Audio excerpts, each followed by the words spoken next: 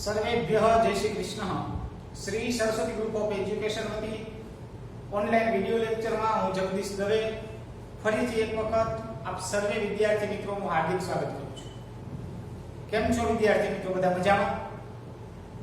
મજામાં જશો ને મિત્રો? તો જોઈએ આપણે આજના દિવસે સંસ્કૃત કક્ષા 7 એટલે કે ધોરણ 7 ચેપ્ટર વંદના જેનો અર્થ થાય પ્રાર્થના અને પાઠ 3 બરાબર ને? એટલે આમ જોઈએ તો પાર્ટ 3 ને આમ જોઈએ તો પાર્ટ 2. કઈ રીતે આમ જોઈએ તો પાર્ટ 2 ને આમ જોઈએ તો પાર્ટ 3? તો કે પાર્ટ 1 ની અંદર મિત્રો આપણે બધાએ શું જોયું હતું? તો કે પીપીટી વિડિયો. બરાબર ને? પાર્ટ 1 માં શું જોયું હતું? તો કે પીપીટી વિડિયો જોયો હતો. જેમની અંદર શું હતું આપણે એક રિવિઝન કરી લઈએ જેથી કરીને આપણને ખ્યાલ આવે કે પાર્ટ 1 ની અંદર શું હતું, પાર્ટ 2 ની અંદર શું હતું અને પાર્ટ 3 ની અંદર આપણે શું ભણવાના છીએ. એક પ્રકારનું રિવિઝન પણ થઈ જશે અને આપણી સ્મૃતિમાંથી જો નીકળી ગયું હોય તો આપણને યાદ પણ આવી જાય. બરાબર છે ને મિત્રો? તો આપણે ટૂંકમાં સંક્ષિપ્તમાં રિવિઝન કરીએ કે ભાઈ પહેલો વિડિયો આપણે જોયો વંદનાનો એ પીપીટી વિડિયો હતો મિત્રો, કે એની અંદર અલગ અલગ ફોટાની સાથે સાથે તમને ડિટેલમાં માર્ગદર્શન આપેલું હતું કે ભાઈ વંદનાનો મીનિંગ સમજાવી લો. એના માટે થઈને સમજાવવા માટે થઈને પહેલા તો આપણે એમાં જોયું 5 સંસ્કૃતિ વિશે વાત કરવામાં આવી. ચીનની સંસ્કૃતિ, માયા સંસ્કૃતિ, મેસોપોટેમિયા સંસ્કૃતિ, મિશ્ર સંસ્કૃતિ અને સિંધુ ખીણની સંસ્કૃતિ. બરાબર ને? આ 5 સંસ્કૃતિઓ વિશે આપણે ભણ્યા. જોયું કે ભાઈ બધી સંસ્કૃતિઓ છે એમાં શ્રેષ્ઠ હોય તો સિંધુ ખીણની સંસ્કૃતિ છે. હવે સિંધુ ખીણની સંસ્કૃતિ મિત્રો સૌથી શ્રેષ્ઠ શું કામે છે? તો કે આગળની જે 4 સંસ્કૃતિઓ હતી ને એ ભૌતિકતાને અનુલક્ષી નથી અને જે સિંધુ ખીણની સંસ્કૃતિ છે એ ભૌતિકતાની સાથે સાથે આધ્યાત્મિક પણ જોડાણ, એટલા માટે સર્વશ્રેષ્ઠ બની. અને આપણા વેદો, પુરાણો, ધર્મ ગ્રંથો કોઈ પણ તમે પુસ્તક ઉઠાવી લો એમાં ક્યાંય હિન્દુ શબ્દ એવો પ્રયોગ જોવા મળશે નહીં, ક્યાંય પણ નહીં. શું કામે? તો કે સનાતન સંસ્કૃતિ છે જે સિંધુ ખીણની સંસ્કૃતિ, સનાતન સર્વને માટે લાગુ પડતી સંસ્કૃતિ. એટલા માટે જ કદાચ ભારત છે અને વિશ્વગુરુ કહેવાય છે. ભલે મહાસત્તા નથી ભારત દેશ, પરંતુ વિશ્વગુરુ તો 100% છે ને છે. કારણ કે આજથી હજારો વર્ષ પહેલા મિત્રો જ્યારે બહારના દેશોને કપડા કઈ રીતે પહેરવા એ ખબર ન પડતી ને ત્યારે ભારતની અંદર મોટી મોટી વિદ્યાપીઠો હતી, જ્ઞાનપીઠો હતી, શક્તિપીઠો હતી કે જ્યાં વિદેશના બધા જ માણસો ભણવા માટે થઈને આવતા. અત્યારે આપણે ડિગ્રી કરવા માટે થઈને ઓસ્ટ્રેલિયા, કેનેડા વગેરે જઈએ છીએ ને, તો ત્યારના સમયમાં લોકો અહીંયા આવતા ભારતમાં. યસ, તક્ષશિલાનું તમે નામ સાંભળ્યું હશે, નાલંદા શક્તિપીઠનું વિદ્યાપીઠનું નામ સાંભળ્યું હશે, અને આપણા ગુજરાતમાં એક હતી ભાવનગરમાં વલ્લભી વિદ્યાપીઠ. તો અહીંયા વિશ્વના એક એવો દેશ નહોતો કે જેના લોકો અહીંયા ભારતમાં ભણવા આવતા. વિચાર કરી લો. તો આપણી સંસ્કૃતિ શ્રેષ્ઠ છે. સૌથી શ્રેષ્ઠ પુરાતન સંસ્કૃતિ આપણી છે. અને આધ્યાત્મિકની વાત આવે એટલે વેદોની વાત આવે પછી આપણે 4 વેદો વિશે સમજ્યા: ઋગ્વેદ, યજુર્વેદ, સામવેદ અને અથર્વવેદ. ઋગ્વેદના પૂર્વ ભાગમાં ઇન્દ્ર, અગ્નિ, વરુણ, યમ આ બધા દેવોની સ્તુતિઓ છે. ઉત્તરાર્ધમાં તો કે ઉત્તરાર્ધની અંદર વેદકાલીન સમાજ, ઋગ્વેદકાલીન સમાજ કેવો હતો? 4 વર્ણ હતા: બ્રાહ્મણ, ક્ષત્રિય, વૈશ્ય, શૂદ્ર. 4 ધર્મ હતા: ધર્મ, અર્થ, કામ અને મોક્ષ. તો આ બધા અનુલક્ષીને બધા માણસો ચાલતા. કેવો આહાર હોવો જોઈએ, કેવો વ્યવહાર હોવો જોઈએ, આ બધું જ, કેવો પહેરવેશ, કેવી રહેણી કેણી, આ બધું જ એમાં વર્ણવવામાં આવેલું છે. અને ત્યાર પછી યજુર્વેદની અંદર મિત્રો તો કે એના 2 પાર્ટ છે: કૃષ્ણ યજુર્વેદ અને શુક્લ યજુર્વેદ. તો કૃષ્ણ યજુર્વેદમાં જીવ, જગત અને ઈશ્વર આ ત્રણેયની વ્યાખ્યાઓ આપેલી છે. અને શુક્લ યજુર્વેદમાં તો તો કે કર્મકાંડ બતાવેલું છે, વિધિ વિધાન, હોમ યજ્ઞ વગેરે આપણે ઘરે બ્રાહ્મણો આવી સત્યનારાયણ ભગવાનના કથા, પૂજા, યજ્ઞ કરાવે ને, જે કઈ પૂજા કરાવીએ, નવું ઘર લઈએ તો વાસ્તુ પૂજા કરીએ, આ બધું જ એમાં આપેલું છે. પછી સામવેદ, એની અંદર સંગીત શાસ્ત્ર આખે આખું રહેલું છે. અને ભગવાન શ્રી કૃષ્ણએ સ્વયં પોતાના મુખેથી કીધું કે વેદાનામ સામવેદોસ્મિ એમ કહી અને સામવેદનું ગૌરવ વધાર્યું, સામવેદનું પણ ગૌરવ વધારી દીધું. ત્યારબાદ અથર્વવેદ આવ્યું. અથર્વવેદની અંદર જ્યોતિષ શાસ્ત્ર, ખગોળ શાસ્ત્ર, ભૂગોળ શાસ્ત્ર, જાદુ વિદ્યા અને આયુર્વેદ શાસ્ત્ર આખ્યા. જે મોટી મોટી સર્જરીઓ જે ડોક્ટરો કરે છે ને, એ પહેલાના સમયમાં થતું. અત્યારે જે થાય છે એ પહેલા થતું. એટલે વેદ છે ને એ જ વિજ્ઞાન છે. વિજ્ઞાનને આપણે વેદ ન કહી શકીએ. વેદમાંથી જ વિજ્ઞાન શબ્દ આવ્યો. વેદ વિદ ધાતુ ઉપરથી વિજ્ઞાની શબ્દ આવ્યો. વિજ્ઞાનનો અર્થ થાય વિશિષ્ટ પ્રકારનું જ્ઞાન. એ કેમાંથી લેવાયું હતું? કે વેદોમાંથી લેવામાં આવેલું છે. હજી વિજ્ઞાન વેદ સુધી પહોંચી શક્યું નથી. એટલે વેદ છે એ મુખ્યત્વે છે, મહાન છે, એ જોયું. ત્યારબાદ બીજા પાઠની અંદર આપણે વંદનાનો પહેલો શ્લોક ભણ્યા કે યા દેવી સર્વભૂતેષુ વિદ્યા રૂપેણ સંસ્થિતા નમસ્તસ્યૈ નમસ્તસ્યૈ નમસ્તસ્યૈ નમો નમઃ. સરસ મજાનો માં સરસ્વતીનો વિદ્યા પ્રાપ્ત કરવા માટે થઈ વિદ્યાના દેવી માં સરસ્વતીને વંદના કરવામાં આવી છે. હે માં સરસ્વતી, હે વિદ્યાના દેવી. યા એટલે કે જે, દેવી એટલે કે માતાજી, જે દેવી વિદ્યા રૂપેણ સંસ્થિતા એટલે કે વિદ્યાના રૂપની અંદર રહેલા છે, વિદ્યામાં રહેલા છે, તે દેવી તમને નમસ્તસ્યૈ નમસ્તસ્યૈ નમસ્તસ્યૈ નમો નમઃ અમે નમસ્કાર કરીએ છીએ, નમસ્કાર કરીએ છીએ અને વારંવાર નમસ્કાર કરીએ છીએ. શું એનો અર્થ થાય? કે જે દેવી વિદ્યા રૂપે રહેલા છે તે દેવીને અમે બધા નમસ્કાર કરીએ છીએ, નમસ્કાર કરીએ છીએ અને પાછું વારે વારે વારંવાર નમસ્કાર કરીએ છીએ. એ વિદ્યાના દેવી કોણ? તો કે માં સરસ્વતી. આપણે એની પ્રાર્થના કરી, માં સરસ્વતીની પ્રાર્થના કરી અને સરસ્વતીની પ્રાર્થના કર્યા પછી આ પાઠની અંદર આપણે શ્લોક નંબર 2 જોઈએ છીએ, જે સંસ્કૃતને અનુલક્ષીને છે, સંસ્કૃત ભાષાને અનુલક્ષીને છે. આપણે જોઈએ એની શરૂઆત કરીએ. પહેલા તો ઉચ્ચારણ. ઉચ્ચારણ ખૂબ જ મહત્વનું છે મિત્રો. જ્યાં સુધી આપણું ઉચ્ચારણ સ્પષ્ટ નહીં હોય ત્યાં સુધી આપણને કાંઈ પણ સંસ્કૃતમાં વાંચતા નહીં આવડે ને વાંચતા નહીં આવડે તેના મીનિંગ આવડવાના જ નથી. બરાબર ને? તો સૌથી પહેલા જોઈએ ઉચ્ચારણ. પઠામિ સંસ્કૃતમ નિત્યમ. જો ખાસ ઉપર અનુસ્વાર હોય, વિસર્ગ હોય, હસ્વ હોય, દીર્ઘ હોય, આ બધાનું ખાસ ધ્યાન રાખવાનું છે. જોઈએ પઠામિ સંસ્કૃતમ નિત્યમ. પઠામિ સંસ્કૃતમ નિત્યમ. વદામિ સંસ્કૃતમ સદા. વદામિ સંસ્કૃતમ સદા. ધ્યાયામિ સંસ્કૃતમ સમ્યક. ધ્યાયામિ સંસ્કૃતમ સમ્યક. વંદે સંસ્કૃત માતરમ. વંદે સંસ્કૃત માતરમ. ઉચ્ચારણ વ્યવસ્થિત આવડવું જોઈએ. જોઈએ આપણે ઉચ્ચારણ. પઠામિ સંસ્કૃતમ નિત્યમ. વદામિ સંસ્કૃતમ સદા. ધ્યાયામિ સંસ્કૃતમ સમ્યક. અહીંયા જો અવિ નિશાની હોય ને, કોઈ પણ શબ્દની નીચે, અહીંયા ક ની નીચે અવિ નિશાની નીચે આમ, તો આને ખોડો અક્ષર કહેવાય. શું કહેવાય? ખોડો અક્ષર. ખોડો અક્ષર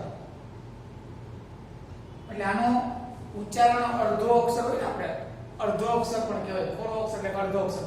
તો એનું ઉચ્ચારણ આપણે એવી જ રીતે બોલવાનું. આખો હોય તો બોલીએ ક, પણ આ ખાલી ક. ધ્યાયામિ સંસ્કૃતમ સમ્યક. ધ્યાયામિ સંસ્કૃતમ સમ્યક. વંદે સંસ્કૃત માતરમ.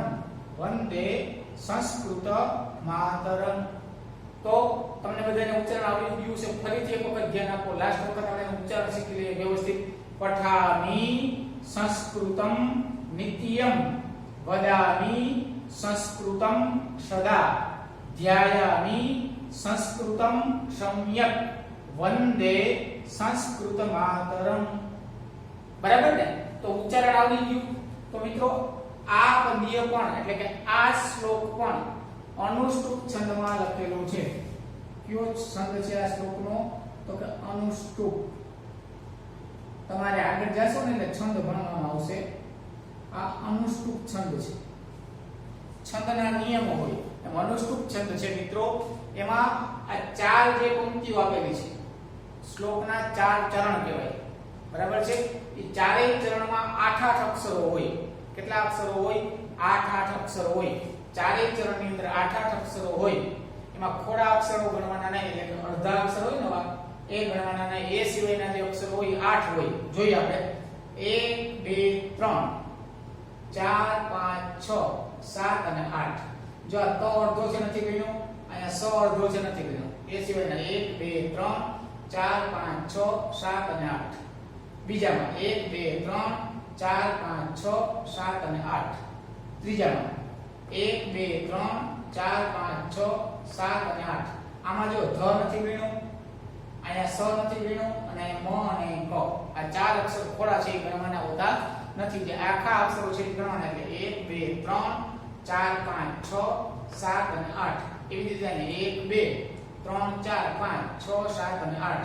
આમાં સ અને મ અને ન આ ત્રણ અક્ષરો આવે નહીં. તો ચારેય ચરણમાં 8 અક્ષરો આવતા હોય એને અનુષ્ટુપ છંદ કહેવામાં આવે છે. બરાબર છે? તો હવે મિત્રો આપણે આને પણ રાગની અંદર ગાતા શીખી લઈએ. જેવી રીતે આપણે પહેલો શ્લોક બોલ્યા કે યા દેવી સર્વભૂતેષુ વિદ્યારૂપેણ સંસ્થિતા નમસ્તસ્યૈ નમસ્તસ્યૈ નમસ્તસ્યૈ નમો નમઃ. એવી જ રીતે આ શ્લોક પણ અનુષ્ટુપ છંદમાં જ છે અને પણ એ રીતે જ ગવાય. પઠામિ સંસ્કૃતમ નિત્યમ વદામિ સંસ્કૃતમ સદા ધ્યાયામિ સંસ્કૃતમ સમ્યક વંદે સંસ્કૃત માતરમ. મારી જોડે બોલો બધે. પઠામિ સંસ્કૃતમ નિત્યમ વદામિ સંસ્કૃતમ સદા ધ્યાયામિ સંસ્કૃતમ સમ્યક વંદે સંસ્કૃત માતરમ. ફરીથી એક વખત બોલીએ એટલે વ્યવસ્થિત આપણને યાદ રહી જાય. પઠામિ સંસ્કૃતમ નિત્યમ વદામિ સંસ્કૃતમ સદા ધ્યાયામિ સંસ્કૃતમ સમ્યક વંદે સંસ્કૃત માતરમ. બરાબર છે? તો તમને ગાતા પણ આવડી ગયું.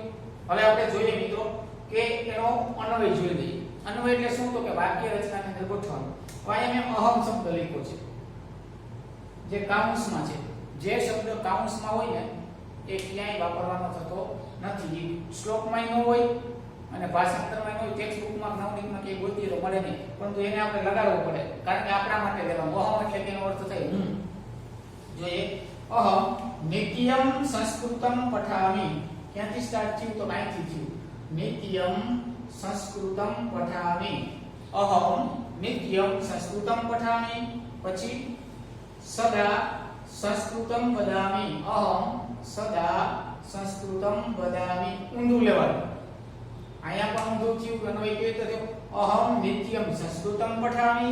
અહમ સદા સંસ્કૃતમ વદામિ. આગળ અહમ સમ્યક સંસ્કૃતમ ધ્યાયામિ. અહીંયા પણ અહમ સમ્યક સંસ્કૃતમ ધ્યાયામિ. અહીંયા પણ ઊંધું. જેવી રીતે અહમ નિત્યમ સંસ્કૃત પઠામિ. અહમ સદા સંસ્કૃતમ વદામિ. અહમ સમ્યક સંસ્કૃતમ ધ્યાયામિ. અને છેલ્લે અહમ સંસ્કૃતમ માતરમ વંદે.